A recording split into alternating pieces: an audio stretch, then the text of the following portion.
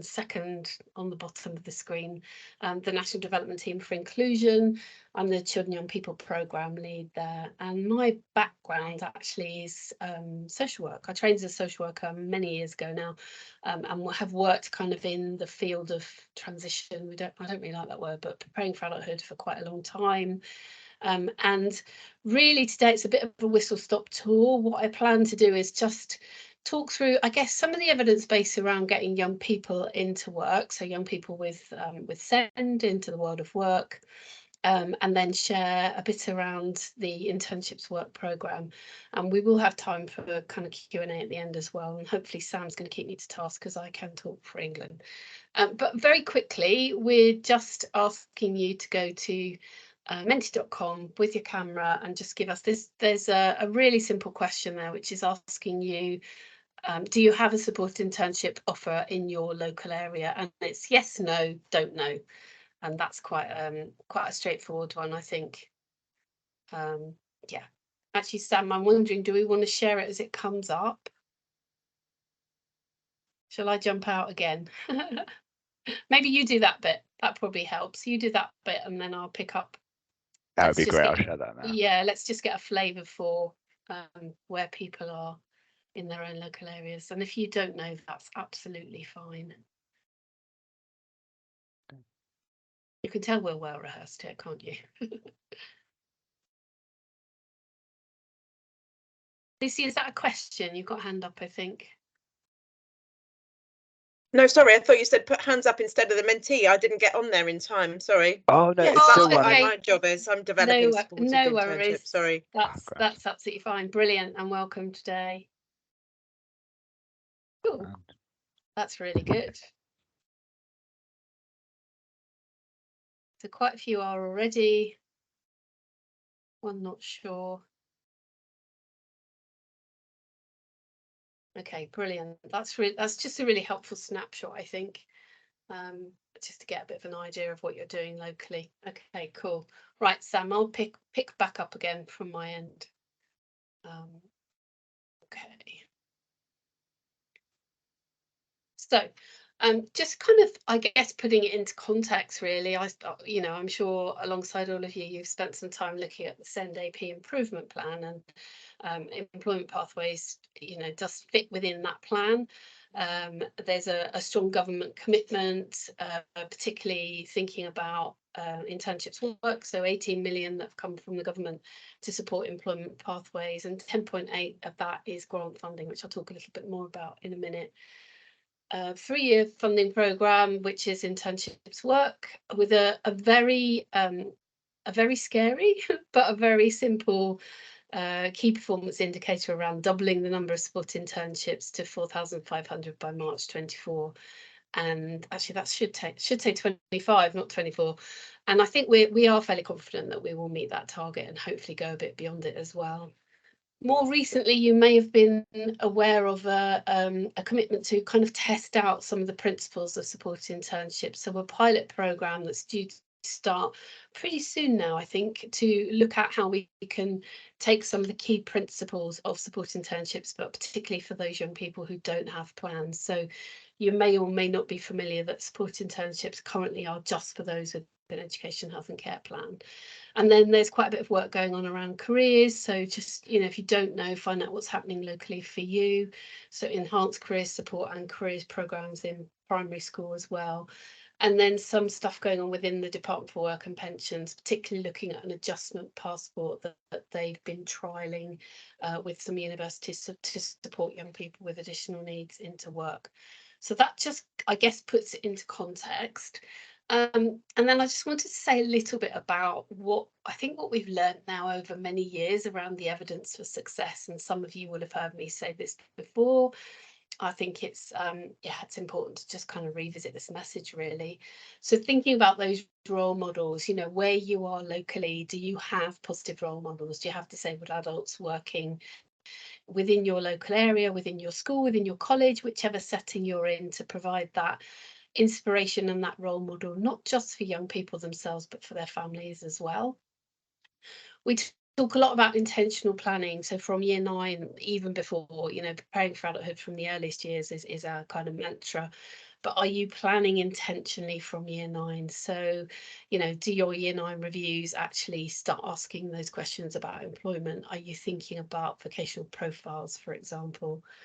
Do young people have an opportunity for work experience? We know that those young people who are successful in the world of work, they are more likely to have had work experience opportunities when they're younger, or, you know, Saturday jobs, holiday jobs, things like that give them a real flavour of what it's like to be in the workplace. Welfare rights advice, really important, particularly thinking about better off in work. You know, one of the pushbacks we sometimes get is parents are really anxious about the loss of benefits. So it's vital that they understand the benefit system and understand how, you know, for their young people, being in work can be better, not only financially, but also mentally, emotionally, spiritually, etc., etc. Good careers advice, so that kind of careers advice that's bespoke to that young person, that makes sense to that young person and meets them where they're at. I've already talked about reviews, plans to include aspirations about employment, and then thinking about the curriculum, really importantly, you know, that young people are on study programs that have that progression in it. You know, what we want to avoid is young people moving into college and kind of repeating that program over and over again. So those are just some of the things that I think we know supports us around getting young people into work. And then just really quickly, Sam and I were talking about traineeships just now, actually, just to show where it fits in the employment framework, if you like. So supported internships are one of opportunities for young people into the world of work. Traineeships, they are there at the moment. They're due to come to an end in December, I think, this year. They've not been that popular, unfortunately, although I think quite successful in for those young people who've done them. And then supported apprenticeships as well. So there's a bit of a menu, if you like, a landscape around employment for young people. And then really importantly, that supported employment offer, particularly post internships. So for young people, it's not just about getting them into work, it's about making sure they've got that employment support that kind of grows with them. So, you know, thinking about mentoring in the workplace, thinking about having opportunities to actually review their career, you know, thinking, is there something else they'd like to do? Young people don't necessarily want to stay in the same job forever. So that just sort of sets it into context. So I'm going to give you a bit of an overview now on the programme itself, and some of you in the room will know about it, so it'd be great to hear your experiences, particularly in where, you know, in the areas where you're working.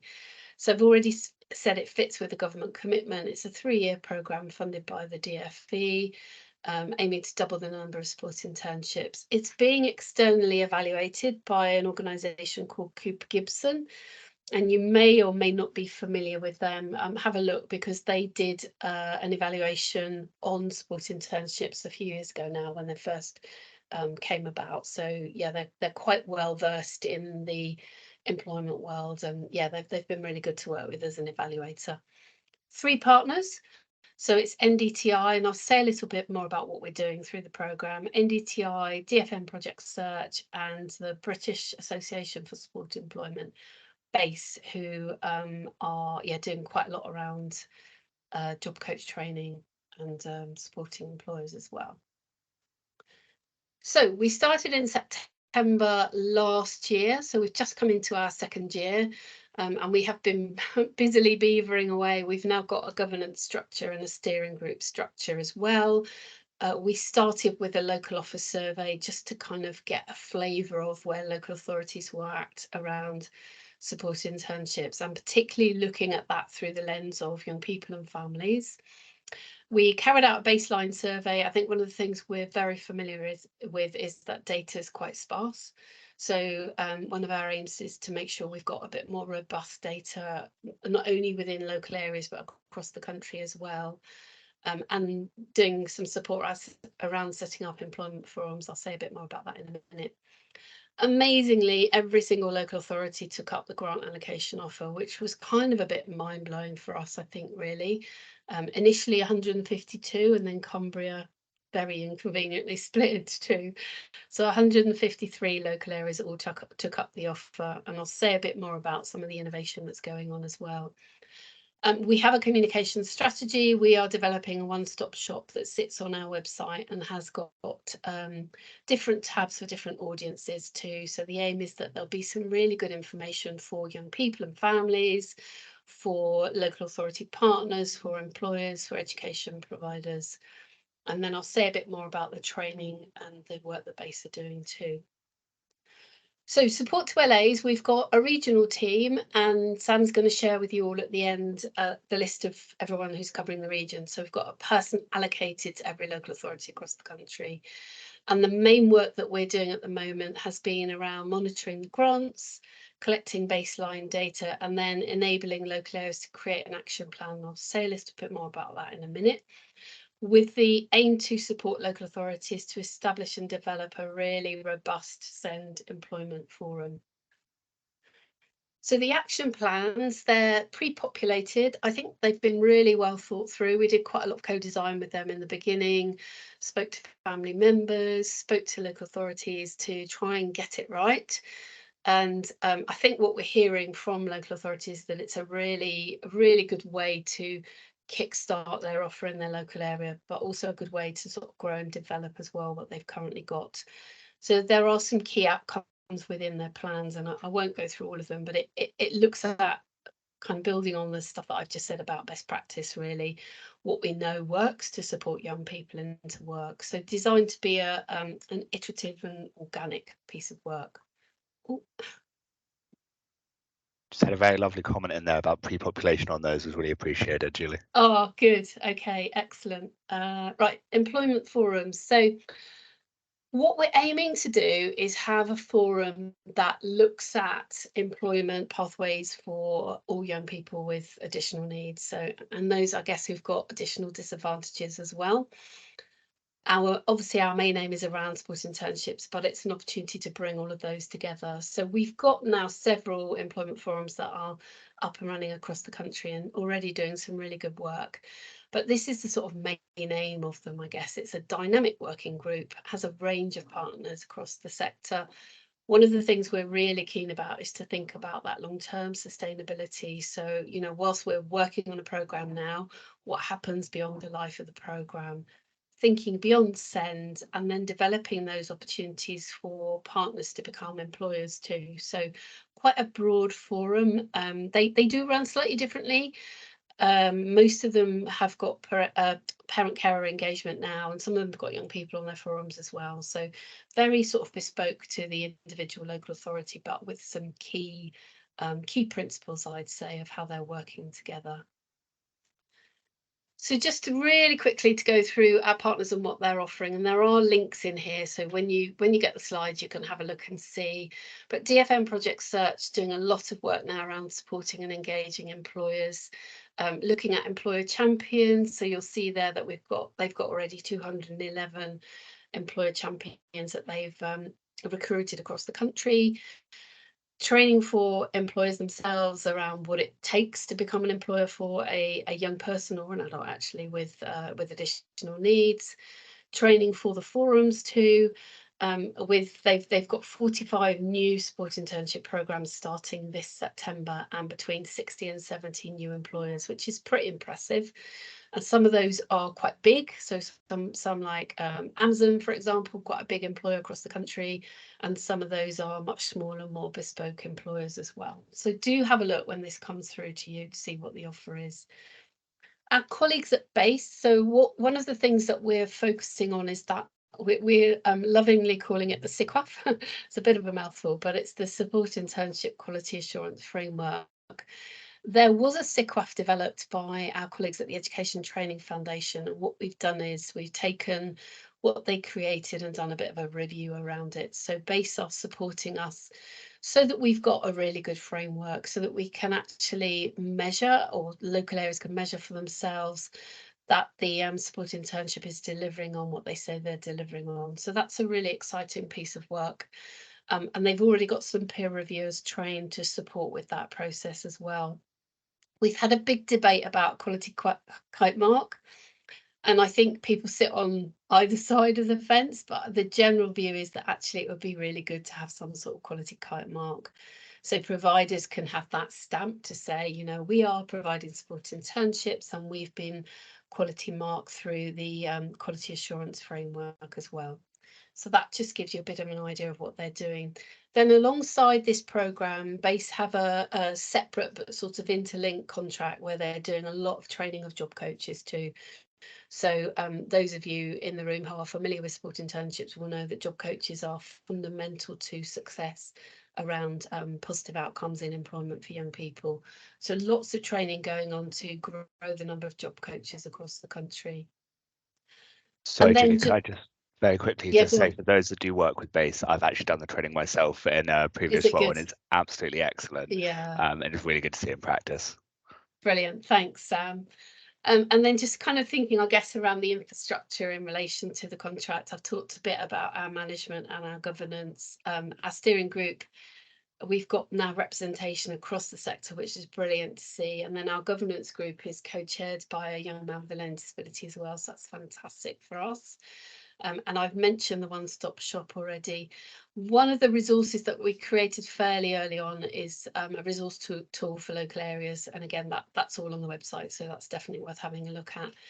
And then I think this week, National Inclusion Week, so I've done quite a lot of publicity around. So National Inclusion Week is absolutely about diversity and inclusion in the workforce. So it's been perfect for us to use as a hook, if you like, to hang some of our resources and some of our kind of media on. So we're just coming to the end of that week, and we've got articles coming out in several newsletters, etc., on the back of that too.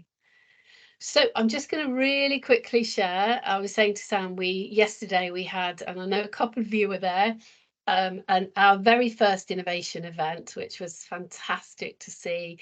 Lots of local areas sort of saying, oh, you know, they're a bit shy about sharing what they're doing, but we did manage to pin down a few.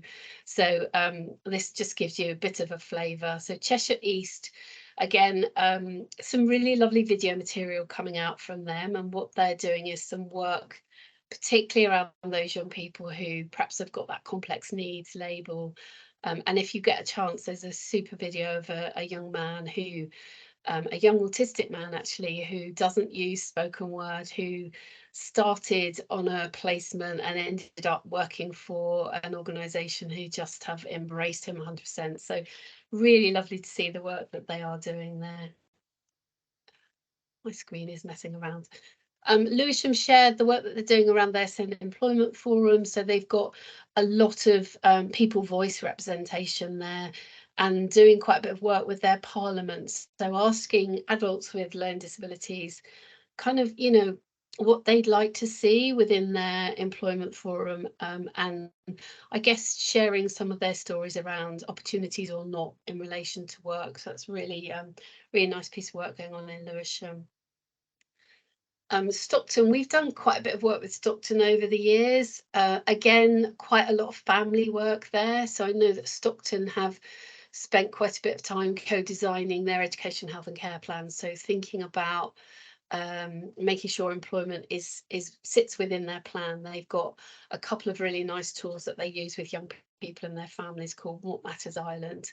And then a really big listening to young people event that, you know, very much met young people where they were at. So with a sort of gaming focus to it, but with the idea that they would get some information from young people about the world of work.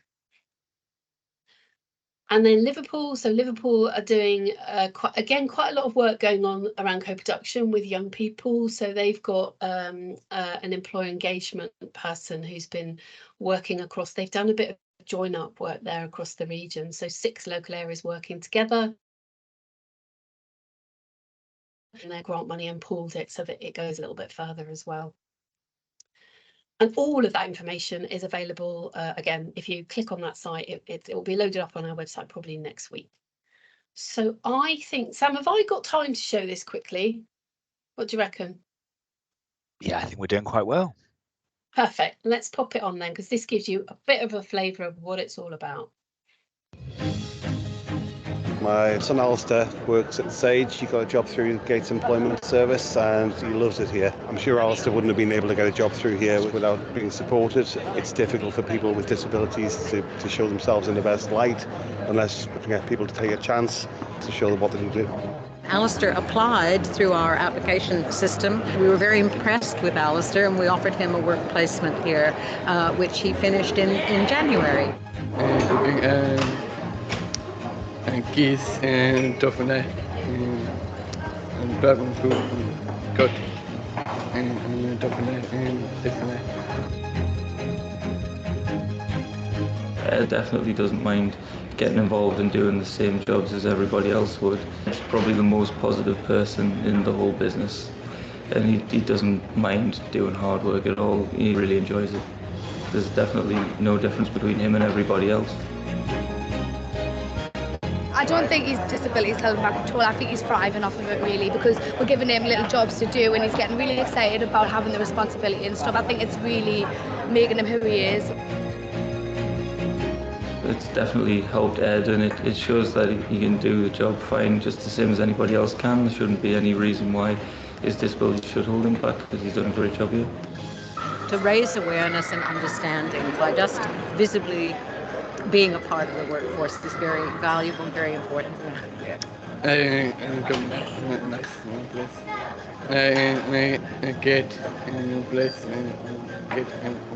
very beneficial. I mean, it would be difficult for Alistair to get a job without people like Gates Employment Service, and they do a fantastic job to support people to get into work.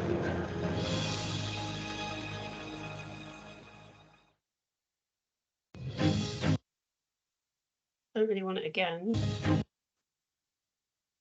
Right, I am going to jump out because I think, apart from my slide, which has got where we are, yeah, there's a slide that's got useful links, which I'll share with you when you get the slides. Yeah, so it's an opportunity for questions, for comments, for sharing what you're doing locally. Yeah, we've got, how long have we got, Sam? 10 minutes? Yeah, just about. Kept brilliantly to time. Perfect timing.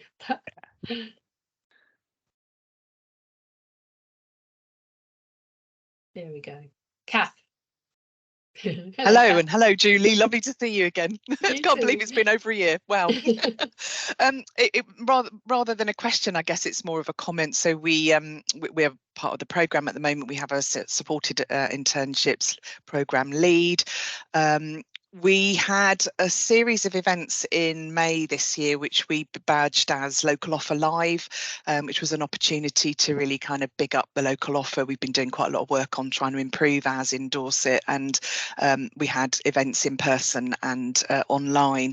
And we did a number of parent carer sessions around supported internships as part of that. So it was, again, we used a hook really to draw people in as we were doing quite a bit of promotion and publicity and encouraging parents and carers to take part, and there was a lot of real enthusiasm there for the opportunities that this can bring, and being able to show films like the one that you've just shared, because I think there are a number, aren't there, that are available. I think we used the one from Next, so those are really great. They're really powerful because it actually gives parents and carers that sense that anything is possible for young people who sometimes parents have struggled to think about what they might go on to do. So it's been a really brilliant programme, and you know, we're really appreciative of the support that we've been getting. So that's been great. Oh, that's nice to hear. Thanks, Kath. I mean, I think what I didn't mention was that we held a webinar for parent carers, and we broadened that out actually to include foster carers and adoptive parents as well, and kinship carers.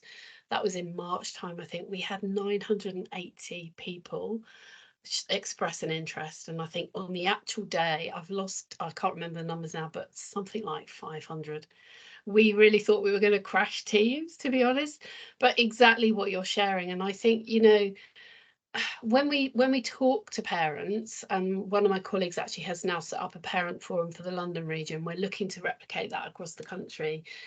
I think it's what they want for their young people, but they've lost faith in actually even voicing it. I think that's the challenge, and videos like the one that we just showed, and there's another lovely one of the young man who doesn't use spoken language, and I think it's that, you know, parents seeing that and believing that that is possible for their youngster. It's really important, and it can work. But you know, we have a bit of a saying at NDTi that, you know, that is about in order to have presence, you have to be present, and I think that's so true, that actually the more we can get people out there, you know, in the workforce, it just, I hate the word normalize, it makes it more ordinary. I think that's probably the word that I'm looking for.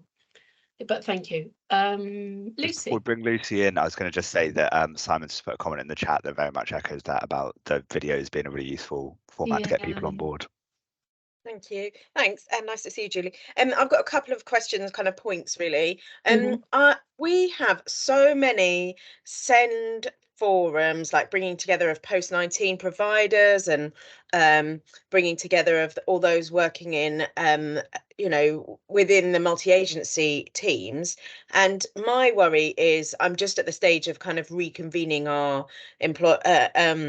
our engagement employment forum, and I want to bring employers into that, but I also need the kind of professionals and the parent carer forum part of that, and they're asked to so many people, so many meetings and forums. I just wondered how other counties and other sort of coalitions have got over that, being my first sort of point. And then my second question is about recognising completion of supported internships. I've seen yesterday in the sort of forum that people have started doing sort of graduation ceremonies, but I just wondered whether anyone's doing certification or graduation, or you know, how people are recognising when people come to the end of their supported internship.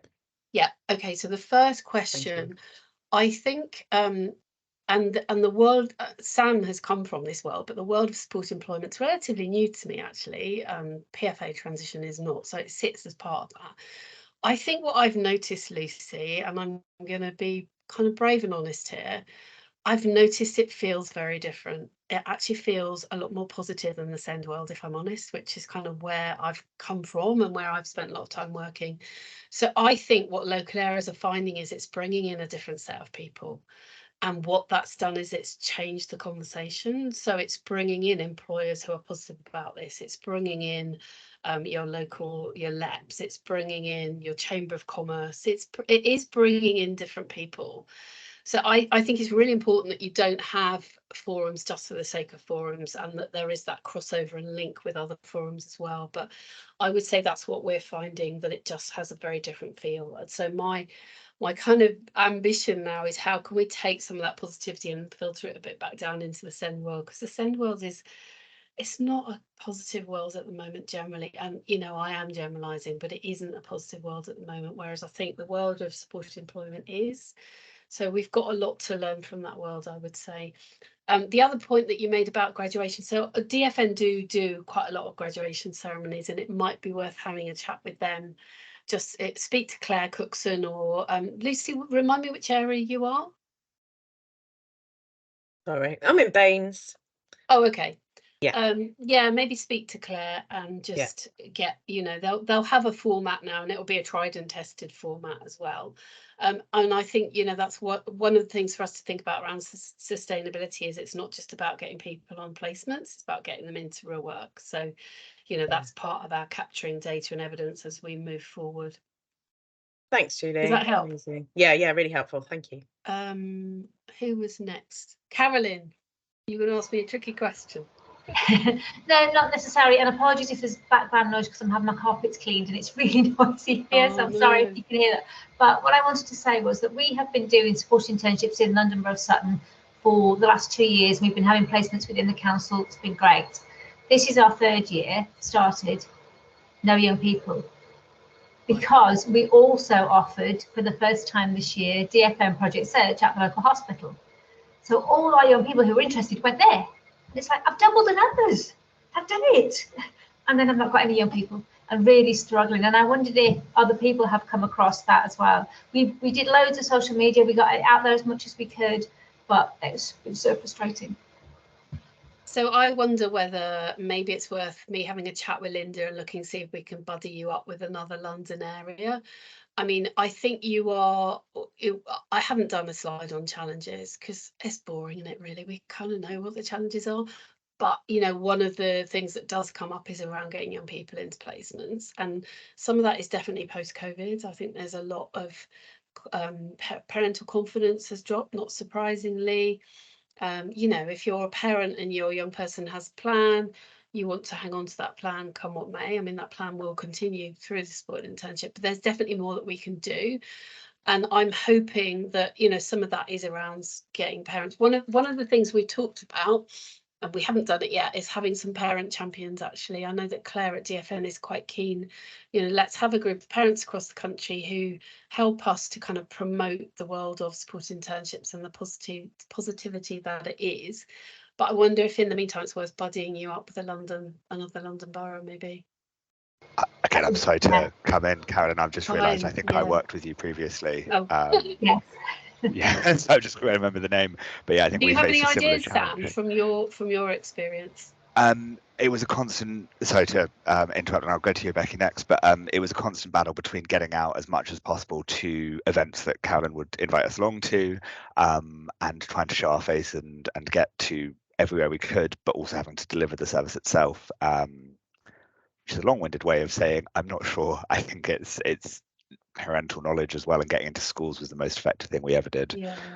And actually, sorry, just final thought, I guess, is starting 3 to 5 years back. Some colleagues who were really successful were getting in year 9, like you said, Julie. If we have it in the plan from year 9. And getting to know those learners who are going to be suitable and who are going to really want to work. Yeah. So I'll go to Becky next. Sarah.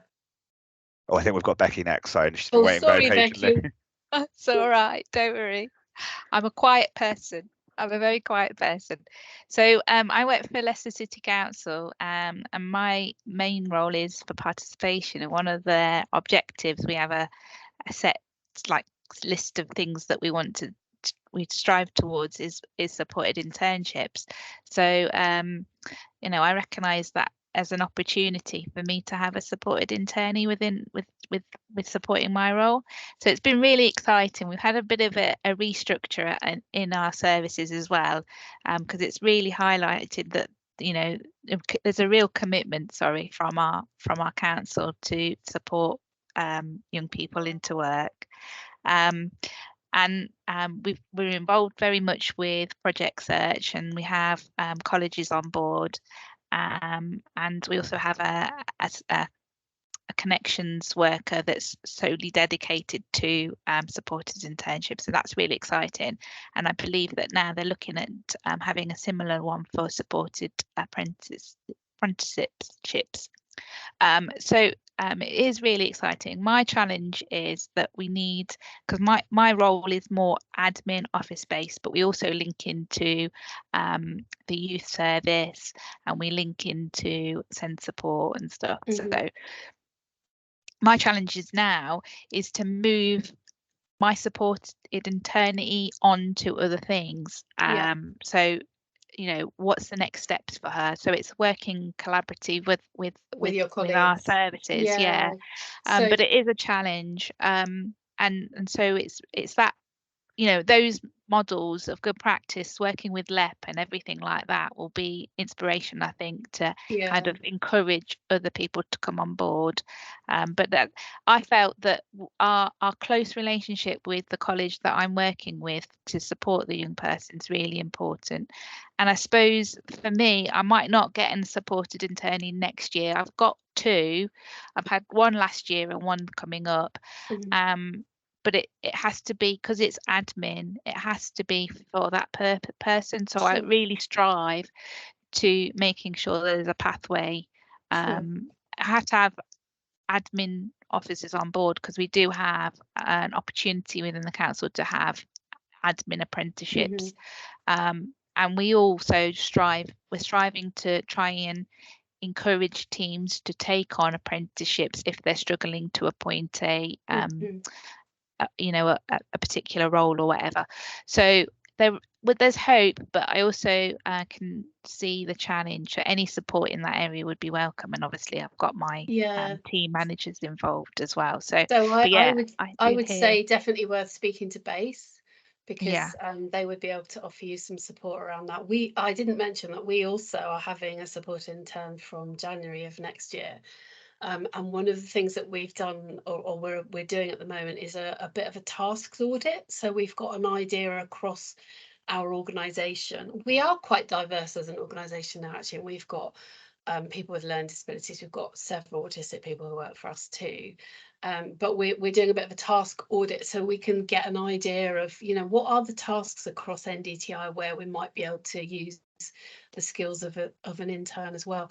But I think some of it is just kind of learning along the way, isn't it, really? Because if you haven't done it before, you don't know what you necessarily don't know. It's great to hear.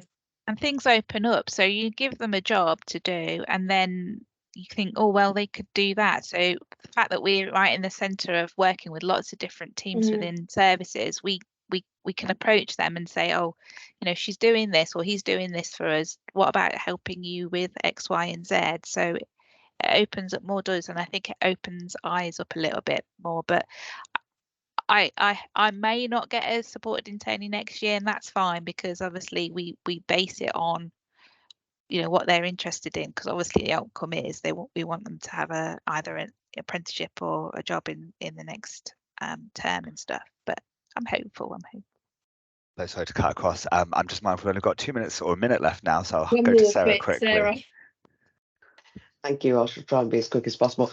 I suppose I just wanted to understand what's happening and raise the point for the need for as much focus on the school activity and the EHCP as there is in terms of looking for placements for supported internships. And I think Shropshire are still struggling and we haven't got it right. One of the big things we're struggling with is, and I was really interested in what you said about Stockton, is that the EHCPs do not allow for or recognise the need to support the skills that are needed, or even just the experience and confidence of being in another place other than school that a lot of these young people require. Simple things. When you talked about communication and skills, with my son who's 23 now, his PFA was one of his objectives was to ask for help. That's a really basic skill that you need in a work environment. If you don't understand the task, you need to say or to ask for help. And I just didn't know if there'd been any work done around sort of outcomes or guidance on what a good EHCP would look like in terms of preparation for employment. Yes, Sarah, loads. I mean, it might be worth having a bit of an offline conversation about support through RISE, maybe some, I'm wondering, for Shropshire. But we have got, there's a couple of resources on our website, which is an exemplar PFA plan and writing good outcomes for PFA. And I would also suggest you look at, Kent did a really nice piece of work around, what do they call it? I can't remember the word now, but if you Google Kent schools PFA, it will come up. It's a really good tool for schools that they created that looks at PFA for schools. With a particular focus on employment as well, then. Well, it's part of PFA. Okay. Yeah. Thank you, Julie. Lovely. And that's brought us very nicely. We're just over 1 minute over, which is absolutely fine. Thank you all so much for the great questions and chat. And Julie, thank you so much. No worries. Hello, Tony Marie. Hi, I was here. It's lovely to see some familiar faces. They must be so bored of hearing me speak. I'm like a broken record. Ever. Oh, bless you. As I say, the recordings will be coming out in a little bit, but if you've got any questions in the meantime, feel free to send them over to myself or colleagues here or Julie. Thanks so much. Thanks Cheers, all. Thank you. Thanks. Bye.